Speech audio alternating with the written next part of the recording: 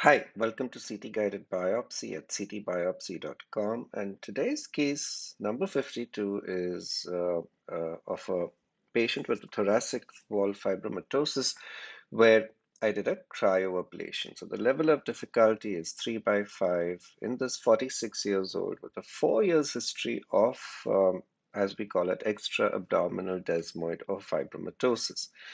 RFA was done twice in the past. And then that was followed by chemotherapy. The lesion was stable, but the pain was increasing. So on the axial T2 image, we can clearly make out typical features of fibromatosis with these T2 dark areas and then some intermediate signal areas here. And we can see that really well on the sagittal image too.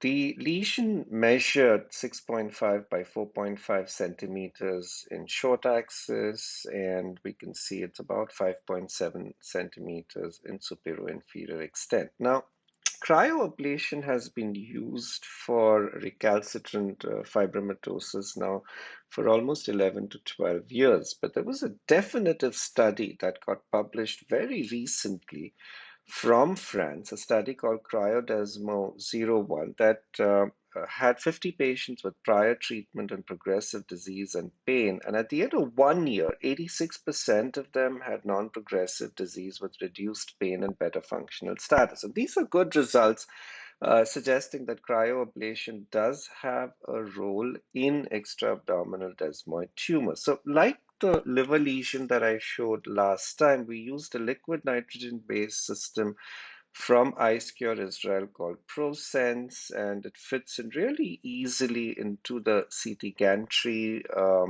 or the CT room. We used a 13 gauge cryoprobe, which has a center that gets to minus 170 degrees and then a lethal zone that's between minus 20 and minus 40. And the size will depend upon the amount of time that we do the ablation for. Before we start, we actually have to take the cryoprobe and create the ice ball to make sure that everything's working fine, and you can see that here.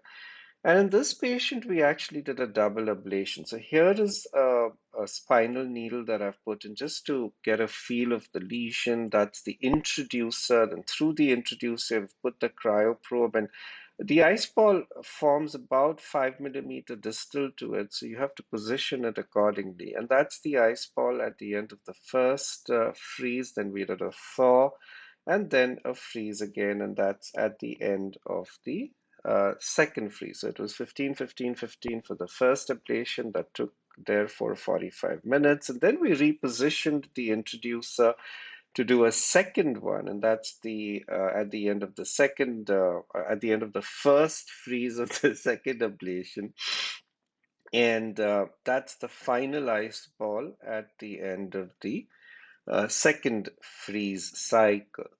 And so you can see that at the end of the first cycle, we had a 3.3 by 3.7 centimeter ice ball, and at the end of the second, we had a 3.9 by 2.8 centimeter ice ball. And then this is after removing the cryoprobe at the second instance, and this is also after removing the cryoprobe at the end of the first instance. So you get a sense of what the extent of necrosis is to be expected. Now, a week later, we got off a follow-up. We found a large area of dark signal where we had ablated with a diffusion abnormality, and about 70% of the lesion had been ablated in total.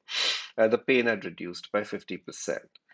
So, cryoablation is, and I had mentioned this the last time, indicated for renal tumors, both curative, palliative for lung and liver, primary and metastatic, palliative for metastatic bone tumors, curative for osteoblastoma, osteoblastoma, and chondroblastoma. It is used for both curative and palliative reasons in soft tissue tumors like fibromatosis, and we can also do it for venous vascular malformations. Then there's cryoneurolysis, and then cryoimmunotherapy, which is a very interesting field where we use cryoablation to incite an immunotherapy-like response in malignancies.